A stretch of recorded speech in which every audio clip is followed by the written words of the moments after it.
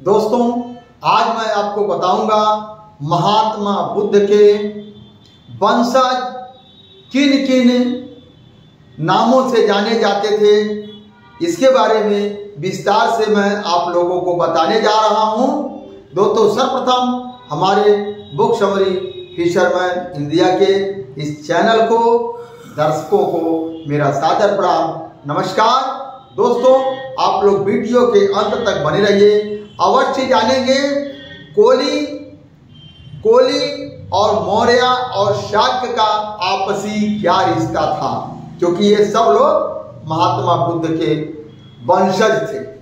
आइए हम बात करते हैं कौशल नरेश, जो कपिलवस्तु के राजा का जो शासन बहुत दूर तक चलता था, उनको कपिलवस्तु को, राजा को, शाक्य वंशी को हराने वाले, उनका तहस नहस करने वाले कौन थे?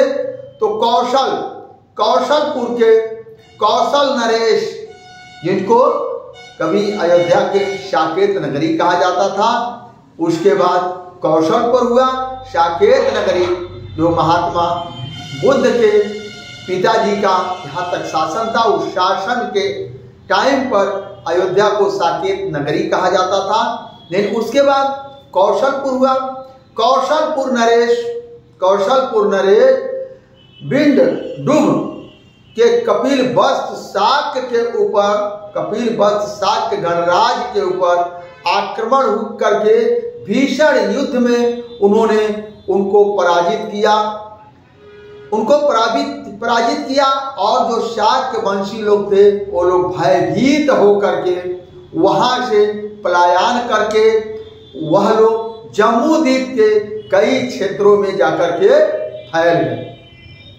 जम्मू द्वीप के कई क्षेत्रों में जाकर के फैल गए, जिसमें यूं कहा जाए जो कुछ लोग जाकर के जो पीपल के जहां घने जंगल थे, उस जंगल में जाकर के बस गए, और जंगल में जो पीपल के जंगल में बस गए, तो उस क्षेत्र में जितने भी लोग बसे, उन लोगों ने उस क्षेत्र को पिपली वन का एक नगर का स्थापना किया।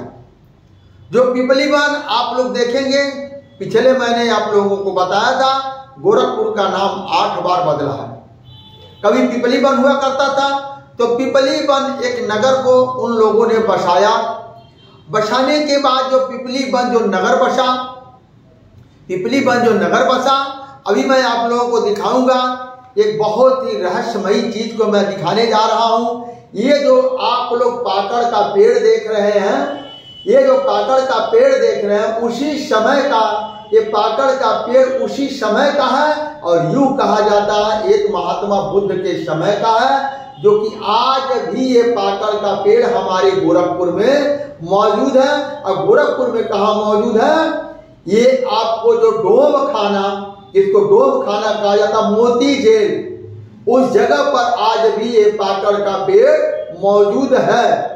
उस जमाने का इतिहास आज भी है, ये गवाह है। और ये पेड़ बताता है कि ये पेड़ जो था उस समय का है, जब पिपली वन की बात होती थी हमारी। तो दोस्तों, आज मैं इस पेड़ की बात करता हूं। ये पेड़ जो है, अंग्रेजों के समय में उस पेड़ में एक साथ 100 आदमी को फांसी दिया जाता था, और उनको फांसी दिया जाता था कि उसी पेड़ में लियाकत अली शाह जो गोरखपुर का जो राजा थे, उनको भी उसी पेड़ में फांसी दिया गया है। आज भी वो पेड़ मौजूद है।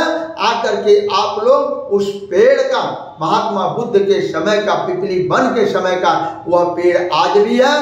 कोई आकर के देखना चाहता तो डोम खाना में जाकर देख सकता है, और वहां के लोगों से वह बात को पूछ सकता है।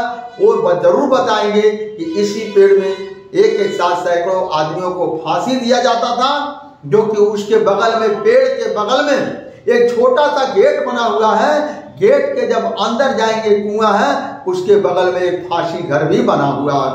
तो दोस्तों, ये जो था पिपली वन जो गणराज्य बना है, पिपली वन जो बसाया गया, वहां के लोग जो मोर, वहां जो अत्याधिक मोरों की संख्या वहां पर रहा करती थी, क्योंकि ये पीपल का पेड़, पाकड़ का पेड़ अत्याधिक हरा भरा हुआ करता था, तो इसमें ज्यादातर मोर रहा करते थे। जब मोर रहा करते थे वहां के लोगों का, क्योंकि मोर का पंख एक बहुत ही सुहाना, बहुत बेहतर होता है, वहां के लोगों को मोर के पंख से इतना लगाव हो गया, वो लोग अपने पगड़ी में भी मोर का पंख खोजते थे, या कोई वो राजा जब कोई अच्छा कार्य करता था तो उसको एक मोर का पंख लगाया जाता था। यानी कहने मतलब आज के डेट में जो मेडल मिलता है, एक कार्य के बाद एक कार्य जैसे करते जाते वैसे मेडल मिलता है, उसी तरीके से उस समय जो यहाँ के जो पिपली वन के जो राजा थे उनको मोर का पंख लगाया जाता था। और मोर का पंख लगाया जाता था, उस क्षेत्र के जितने लोग हैं, उस क्षेत्र के जितने लोग थे उनको मौर्य कहा गया, उनको मौर्य कहा गया, जो कि वो लोग क्या थे, एक ही वंश के, महासंवत के वंश के, जो कोली वंश भी है, मौर्य वंश भी है और शाक्य वंश, तीनों वंश एक ही वंश के ये लोग हैं। अब ये अपने पोशाकों में भी लगाए जाते हैं। मोर पक्षी के अत्यधिक आकर्षण के कारण यह लोग इनका नाम मौर्य पड़ा, जो पिपली वन का मौर्य पड़ा। पिपली वन का शाक्य एक महत्वपूर्ण ये शाखा है, ये सब लोग एक ही शाखाओं से निकले हुए हैं। मौर्य शाक्य का विवाह, मौर्य और शाक्य का विवाह संबंधित विवाह इनका आपस में होता था, जो कि आज ये लोग हैं शाक्य वंशी मौर्य वंशी नहीं कर रहे, लेकिन उस टाइम ये लोग एक ही वंश के थे, इनका आपस में शादी विवाह का रिश्ता भी हुआ करता था, जो कि इसका प्रमाण उल्लेख जो है बौद्ध साहित्य में मिलता है। मौर्य राजा महासंवत वंश के मौर्य शाक्य क्षत्रिय थे। मौर्य राजा महासंवत, आप देखेंगे हमने एक अभी 2-3 दिन पहले ये वंशावली बताया था, महासंवत से लेकर के जयसेन, सिंघाणु और शुद्धोधन, सिद्धार्थ गौतम तक ये बताया था। तो ये सब लोग जो है एक ही वंश के ये लोग क्षत्रिय थे। तथागत बुद्ध का संबंधित बताते हैं, यानी तथागत बुद्ध के सभी लोग वंशज हैं, उसी वंश के हैं। तथागत महात्मा बुद्ध के परिनिर्वाण के बाद उनकी जो मूर्तियां थी, यूं कहा जाए अष्टधातु सोने की तमाम सारी मूर्तियां थी, तो कई राजाओं ने इस मूर्तियों को लिया, जो जितने लोग उनको मानते थे सभी लोगों ने लिया, लेकिन उसी में कुछ राजा रह गए जिनको वह अष्टधातु की मूर्तियां नहीं मिली। तो उन लोगों ने क्या किया, उनको जो महात्मा बुद्ध का जो अंगार यानी आग ही मिला तो आग ही ले लिए, किसी को राख मिला तो वो राख ही ले लिए, और ले जाकर अपने यहाँ उन्होंने स्तूप बनवाया, जो कि पिपली वन में उस टाइम एक अंगार स्तूप भी बना था। इसका जिक्र जो है विदेशी जो है बौद्धिस्ट आए थे फाइयान ने भी अपने शोधों में उन्होंने बताया है कि एक अंगार स्तूप भी, क्योंकि उनको एक अंगार ही मिला था और वह स्तूप को लगाया था। अब देखिए, महात्मा बुद्ध को परिनिर्वाण के 7 दिन के बाद उनको जलाया गया, क्योंकि सभी राजा आपस में विवाद कर लिए कि नहीं ये मेरे पूर्वज हैं, ये मेरे पूर्वज हैं, ये मेरे पूर्वज हैं। इसलिए इसके चक्कर में वह 7 दिन के बाद उनको जो है जलाया गया, और उनका जो राख थी, अस्थि थी, वो अस्थि को सभी राजाओं में बांटा गया।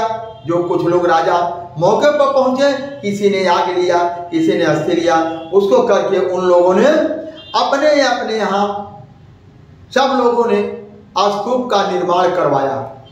सब लोगों ने स्तूप का निर्माण करवाया, और निर्माण करवा करके उस जगह पर वहां पर उन लोगों ने एक जो है संघाराम भी बनवाए। कई जगह यानी संघाराम यानी एक धर्मशाला, बौद्धिस्टों को रहने के लिए कई राजाओं ने संघाराम बनवाया। उसको धर्मशाला को उस टाइम पर संघाराम कहा जाता था, उन्होंने बनवाया। और उसमें राजा लोगों ने ये सोचा आपसी झगड़ा करने के बजाय वो लोग अंगार और राख को लेकर के ही उन्होंने अपने को संतुष्ट किया। महावंश टीका परंपरा में सम्राट, एक किताब आती है महावंश टीका परंपरा में सम्राट चंद्रगुप्त मौर्य का जन्म, चंद्रगुप्त मौर्य का जन्म जो है मौर्य पिपली वन के राजा परिवार में हुआ था। जो चंद्रगुप्त का मौर्य का जन्म पिपली वन के राजा के परिवार में हुआ था। सम्राट अशोक का माता का नाम धम्म मौर्य था, जो एक शाक्य कुमारी थी, एक शाक्य कुमारी थी। महाबोधि वंश के सम्राट अशोक की पत्नी का नाम, देखिए दोस्तों पूरा प्रमाण के साथ आज जो आप लोगों को मैं बता रहा हूं, वीडियो के अंत तक आप लोग बने रहिए, अवश्य बेहतर आप की जानकारियां होगी। अशोक की पत्नी का नाम बेदिश महादेवी शाक्य कुमारी बताया गया है। सम्राट अशोक के बड़ी रानी शाक्य वंश से संबंधित थी, जिन्होंने पुत्र महेंद्र तथा पुत्री संघमित्रा को जन्म दिया। लोग आप लोग जानते होंगे, जो उनके पुत्र महेंद्र और पुत्री संघमित्रा ने, जो कि पूरे दुनिया में घूम घूम करके उन्होंने बौद्ध धर्म का प्रचार किया। उस श्रीलंका में आज भी आप जाएंगे, जो अशोक सम्राट हैं के नाम से अशोक वाटिका जो बना है, वो किनका बनवाया है? महेंद्र और संघमित्रा का बनवाया है। वहां पर शिलालेख भी है, जो अशोक वाटिका के नाम से जाना जाता है। तथागत बुद्ध के विशाल व्यक्तिगत तथा उनके कदम में बहुत अधिक प्रभावित थे। उन्होंने सात प्रमुख